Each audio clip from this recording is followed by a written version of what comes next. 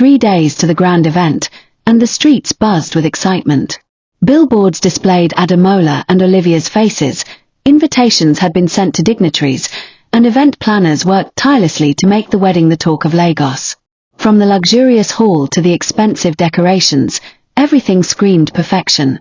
But Oluchi could see beyond the glitter. She knew something was terribly wrong. And so did her mother.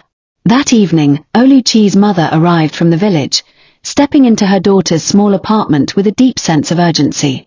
She barely sat down before she grabbed Oluchi's hands. "My daughter, tell me everything." Oluchi hesitated, but the weight of everything she had been carrying made her voice shake as she spoke. "Mama, Ademola is not himself. It's like he's under something, like his mind is not his own. And Olivia..." She took a deep breath. "Mama, Olivia wants him dead." Maxwell heard her say it. She said, "Ademola will die after the wedding." Her mother gasped, clutching her chest. "God forbid. My daughter, this is not an ordinary matter. It is spiritual." Oluchi nodded, her heart pounding. "That's why I was going to Cocoa Village. To see the old woman." Her mother's eyes darkened. "Which old woman?" Oluchi hesitated. "Mama, Oluchi," her mother cut in sharply. "Don't let desperation lead you into destruction. That place you are planning to go, can you say for certain that it is of God?" Oluchi was silent. Her mother squeezed her hand. "Listen to me, my daughter. We will not fight darkness with darkness. We will fight it with light. We will fast for 3 days and pray through the night." Oluchi's lips parted slightly. 3 days and 3 nights. "Yes," her mother said firmly. "No food. No distractions. Only prayers. If God is truly on this matter, he will reveal the truth." A heavy silence filled the air. Then, Auntie Ego, who had been sitting quietly, suddenly stood up. "I have to go home." Oluchi's mother turned to her, frowning. "Go home. Why?"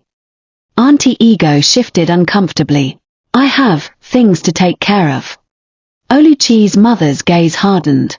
"Auntie Ego, you are the one who introduced my daughter to Ademola's world. You have a hand in this, whether you accept it or not. If you truly want Oluchi to be safe, stay and pray with us."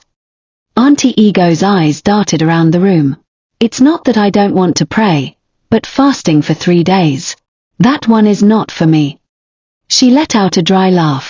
"Let me just go home, you people should continue."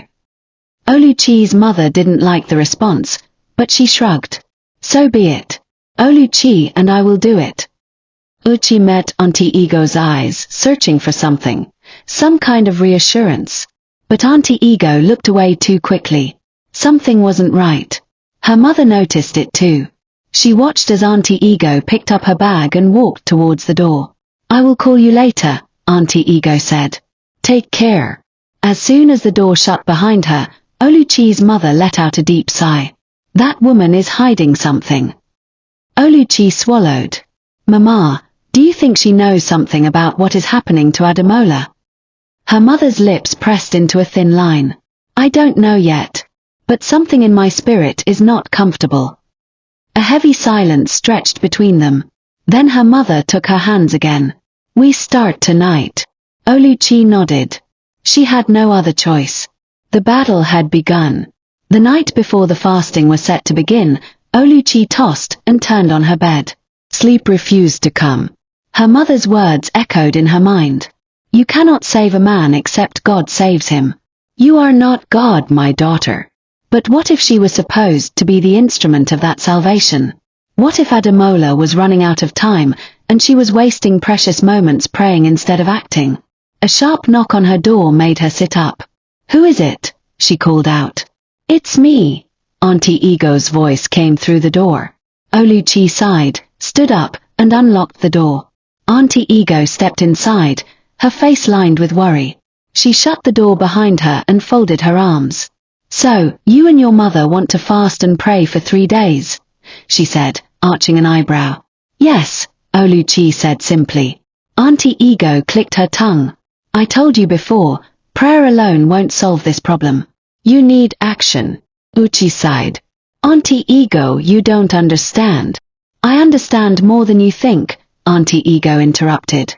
I've been in this world longer than you. I have seen things that your young eyes have not seen. The kind of power holding a Demila is not something you just pray away. You need to go to Kolo village. Oluchi's jaw tightened. Mama won't let me. Tiego scoffed. Then go without telling her. Oluchi flinched. I can't do that. She said this battle is not mine. Auntie Ego exhaled sharply and looked away. For the first time since Oluchi had known her, she looked uncertain. Oluchi frowned. Auntie Ego, what is it? Auntie Ego hesitated, then shook her head. Nothing. Just do what you have to do. She turned to leave, but Oluchi grabbed her wrist. You're hiding something. Auntie Ego met her gaze but said nothing. Then she gently pulled her hand away. I have to go home, she said. Oluchi blinked. But Mama asked you to join us in prayers. Auntie Ego gave a small, tired smile. Prayer is not my calling, my dear. I'll fight in my own way. Oluchi felt a chill crawl up her spine. What do you mean? Auntie Ego only patted her cheek. Just stay strong, my girl. And be careful. With that, she turned and walked out, leaving Oluchi with 100 questions spinning in her mind. By midnight, the house was eerily quiet except for the murmurs of Oluchi and her mother as they knelt on the living room floor, their hands clasped in prayer. A single candle flickered between them, casting long shadows on the walls. They had just begun their second round of prayers when the air in the room shifted. A strange coldness settled over them, making Oluchi shudder. Her mother's voice did not waver. Holy Ghost fire, surround this house. Just then, a loud bang echoed from the kitchen. Oluchi gasped. Her mother tightened her grip on Oluchi's hands. Don't be afraid. But Oluchi could hear it now, whispers, low and menacing, slithering through the air. Then, bang! The candle blew out. Darkness swallowed the room. Oluchi's heartbeat slammed against her ribs. She felt her mother shift beside her, reaching for the matches. But before she could strike a light, a voice, deep and unnatural, filled the room. You are wasting your time. Oluchi felt every hair on her body rise. Her mother's voice was steady. The Lord is my light and my salvation. Whom shall I fear? The voice chuckled, a sound so dark it sent ice through Oluchi's veins. He belongs to us. Oluchi's breath caught in her throat. Who? Silence. Then, bang, bang, bang. The entire house shook as if an invisible force was pounding against it. Her mother's voice rose. Jesus. The blood of Jesus. And just like that, the shaking stopped. The air became still again. After a long, trembling pause, her mother finally struck the match. The candle flickered back to life, casting their terrified faces in a warm glow. Her mother turned to her. Oluchi, they are fighting back because they know we are close to the truth. Oluchi swallowed hard. Mama, they said someone belongs to them. Her mother's face was grave. We need to pray harder. The next night, as they prepared for prayers again, Oluchi's phone vibrated. She picked it up and saw a message from an unknown number. Leave this alone if you love your life. Her blood ran cold. She showed the message to her mother, who took one look at it and shook her head. They are afraid. Oluchi's hands trembled. Mama, what if? Her mother cut her off. No fear. No doubt. We will finish what we started. But deep inside, Oluchi knew, this was only the beginning. The tension in the air was almost unbearable as Oluchi and her mother continued their prayers. The house, still shaken from the night before, was now filled with the sound of their voices calling on God. Every word they spoke felt like a battle cry against an unseen force that was determined to fight back. But as they prayed, something strange was happening somewhere else. In her grand mansion, Auntie Ego lay in bed, deep in sleep, when suddenly, she screamed. Her body jerked awake, her nightgown drenched in sweat. Her breath came in gasps as she clutched her chest. It felt as if something had been chasing her, something dark, something terrifying. She looked around her room, the chandeliers casting eerie shadows on the walls. The room was silent, but she felt watched. For the first time in her life, Auntie Ego was afraid. She swallowed hard and tried to shake the feeling off, but a deep chill settled in her bones. She had spent years hiding behind her power, her wealth, and her influence, but at this moment, none of those things could protect her. Something was wrong. She could feel it. And she wasn't the only one. With just 3 days left until the grand wedding of Ademola and Olivia, preparations were in full swing. The event was the talk of the town. Olivia had made sure of that. The invitations had gone out, the decorations were being set up, and the media was already buzzing about the luxurious ceremony that was about to take place. But something was off. Ademola didn't feel right. At first, he thought it was just stress, but the more he tried to push it away, the worse it became. His body felt heavy, his mind clouded.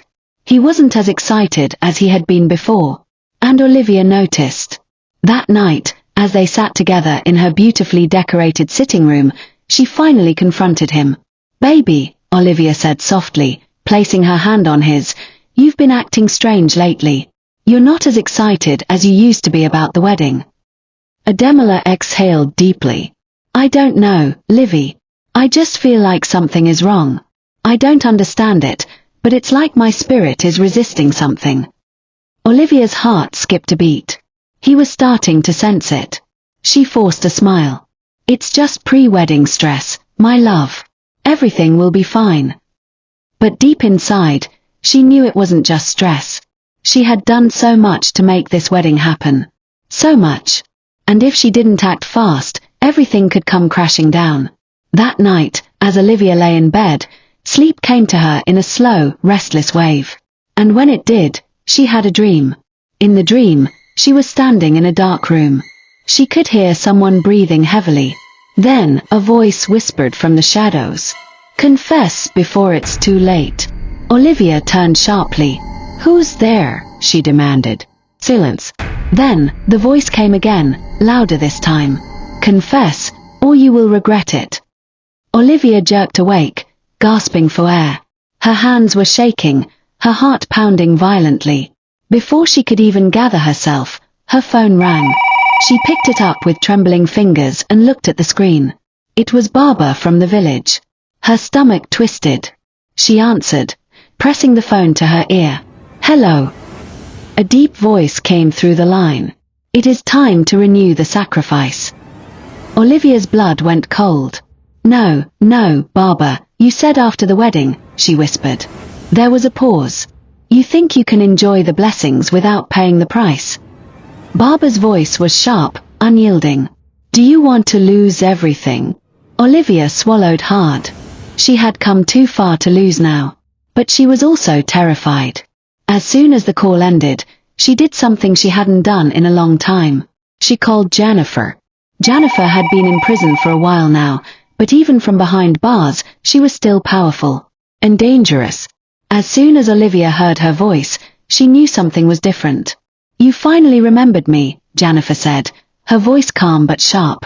"What's wrong, Olivia?" "Getting scared." Olivia hesitated. Barbara called. "He said I need to renew the sacrifice before the wedding." Jennifer laughed coldly. "Of course he did. Did you think you could escape it?" Olivia's breathing was shaky. "Jennifer, I'm scared. I had a dream, and someone was telling me to confess. Do you think it's a sign?" Jennifer's voice changed. It became darker. "Forget about dreams, Olivia. You should be afraid of the real danger." A chill ran down Olivia's spine. "What do you mean?" Jennifer lowered her voice. "It's not me you should be afraid of," she whispered. "It's the real person behind all of this." Olivia felt her body go numb. "What? Who?" But Jennifer only chuckled. "If you're smart, you'll do exactly as you're told. Otherwise..." She let the silence stretch. "Otherwise what?" Olivia whispered. Jennifer's next words sent pure terror through her soul. "You won't make it to that wedding alive." The call ended. Olivia sat frozen, fear wrapping around her like a cold hand. Her mind raced. She had done terrible things. But now, for the first time, she was beginning to realize. All is vanity. But Jennifer's warning haunted her. She was more afraid than she had ever been. Back at Auntie Ego's mansion, she tried to calm herself with a hot bath. She let the warm water run down her body, hoping it would wash away the fear. But then, a voice whispered in the bathroom, "Confess, or calamity will befall you." Auntie Ego's eyes flew open. "Who is there?" she shouted, jumping out of the tub. Silence. Then, crash! A plate shattered in the kitchen. Auntie Ego's heart pounded. Just then, her phone rang. She grabbed it with shaky hands and looked at the screen. It was Jennifer. Her fingers trembled as she answered. "Jennifer, what do you want?" she snapped. Jennifer's voice was eerily calm. "Olivia is becoming weak." Auntie Ego's eyes darkened. "Tell her not to try any nonsense, or she will regret it." Jennifer was quiet for a moment. "How do we keep her in line?" Before Auntie Ego could answer, another call came in. She quickly cut Jennifer off. "Fix it, Jennifer. If Olivia fails, the repercussions will be worse than you can imagine." She hung up and answered the new call. A panicked voice screamed into her ear. "Madam, the hotel is on fire. Come quickly." Auntie Ego froze. "What?" "Call the fire service," she barked. But the call cut off. She dressed quickly and rushed outside. Just as she stepped out, a strange man appeared before her. His voice was low and chilling. "Ego, confess now, or more will happen. You have done enough. This is just the beginning." Auntie Ego's world spun. Her legs gave out. She fell to the ground. For the first time in her life, she felt powerless. Auntie Ego lay on the cold marble ground outside her luxurious mansion, gasping for breath as fear gripped her chest. The strange man towering over her had a cold, menacing stare. His voice was low but firm. "You have to do it," he repeated. "If you don't confess, the hotel will be the least of your worries." The weight of those words sent a shiver down her spine. She clutched her chest, struggling to breathe. Her mind was spinning, her heart pounding. How had she gotten to this point? How did a woman like her, once the most powerful in her village, end up trembling in fear? Lying there, unable to move, her mind drifted back. She thought about the past, about where it all started. You see, Auntie Ego, Oluchi, and Jennifer all came from the same village. Auntie Ego had always been the wealthiest woman in the village, but despite all her riches, she was deeply unhappy. She had no husband, no children, and in her eyes, that was a curse. But that wasn't the only thing that made her dangerous. Auntie Ego was a diabolical woman. She didn't just use money to control people, she used something much darker. She had an old witch who consulted for her, revealing the destinies of the young girls in the village. Whenever the old woman saw a girl who was destined for greatness, Auntie Ego would move swiftly. She would visit the girl's family under the guise of helping them. She would promise them a better life, a future in the city, only to lure the girl into a life of prostitution. Those who took the oath lost everything, their dreams, their future, their very souls. That was exactly what happened to many girls in the village. And it was exactly what she planned for Oluchi. One day, Auntie Ego had driven into the village in her flashy car, and as she passed through, she spotted two girls by the roadside, Oluchi and Jennifer. Something about Oluchi caught her attention immediately. She stopped the car and smiled at them. "Hello, my daughters," she said warmly. They were both excited to see her. Auntie Ego was known throughout the village as a generous woman who took girls to the city to help them. "What are your names?" she asked. "I'm Oluchi," the first girl said. "And I am Jennifer," the second girl quickly added, her eyes gleaming with excitement. Auntie Ego smiled. She could already sense the desperation in Jennifer's voice. But it was Oluchi that truly interested her. After a brief chat, she drove away, and as soon as she was out of sight, Jennifer turned to Oluchi with excitement. "Do you know what just happened?" Jennifer whispered. "That woman helps girls. If we're lucky, she might take us to the city." Oluchi, however, was indifferent. She shrugged. "I don't trust people like that," she said. "Why does she only take girls? Have you ever seen her help a boy?" Jennifer frowned. Must you always question everything? Don't you want to go to the city? Oluchi sighed and walked away. Jennifer followed, still rambling about how lucky they would be if Auntie Ego picked them. That night, Auntie Ego sat before the old witch in her shrine, describing the girl she had seen. The old woman's expression changed the moment she heard Oluchi's name. She picked up her cowries, muttered incantations, and cast them on the ground. Suddenly, she let out a sharp scream.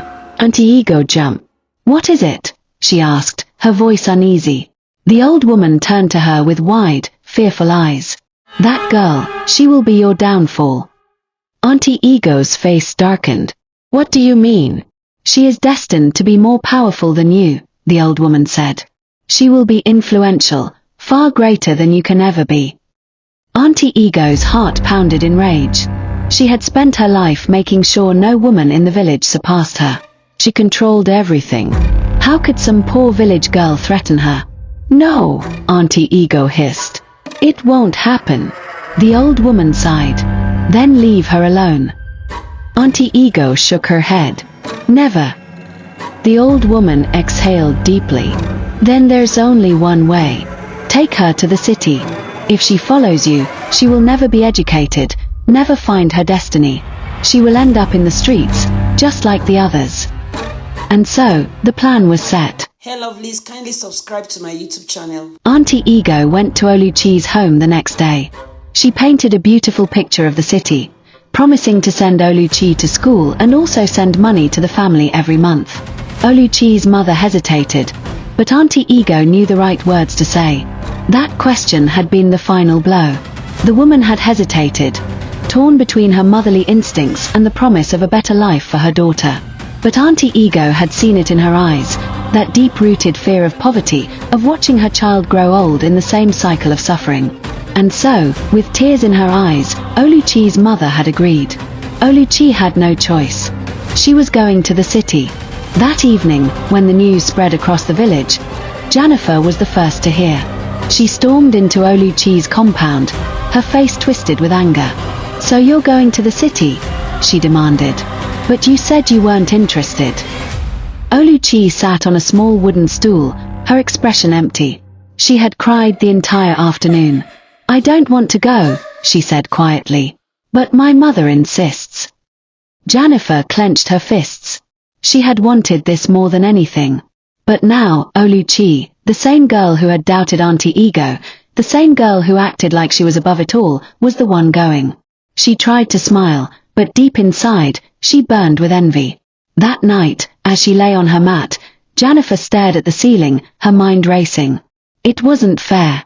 She had always felt like Oluchi had all the luck in the world. And now, she was going to the city while she remained stuck in the village. She decided to take matters into her own hands. Before the sun had fully risen the next morning, Jennifer ran to Auntie Ego's house. She knocked frantically, her heart pounding. One of the housemaids opened the door. Who are you looking for? Auntie Ego. Please, I need to see her, Jennifer begged. Moments later, Auntie Ego appeared at the doorway, dressed in a flowing silk robe, her expression irritated. What is it? She snapped. Jennifer fell to her knees. Please take me too. I promise I'll do anything. Just give me a chance. Auntie Ego looked down at her, eyes full of disgust.